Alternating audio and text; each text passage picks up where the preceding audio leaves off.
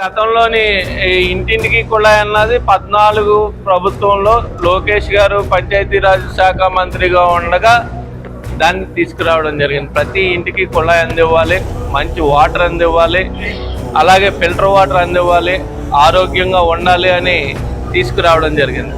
ధర్మిల తర్వాత జగన్ ప్రభుత్వం రావడం జరిగింది. దానిలో కొన్ని 6,000 కోట్లు వెనక్కిపోవడం జరిగింది. ఎందుకంటే ప్రభుత్వ పరంగా కట్టాల్సిన వాళ్ళ కాంపోనెంట్ కట్టకపోవడం వల్ల మళ్ళీ వెనక్కిపోవడం జరిగింది.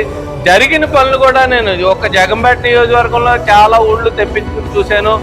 ఏదైతే ఆ కాంట్రాక్ట్కి వెసులుబాటు ఉంటుందో, ఎక్కువ మిగులుతుందో పైప్ లైన్లు వేసి ఇంటికి కనెక్షన్లు ఇవ్వకుండా అసంపూర్తిగా ఉండడం జరిగింది.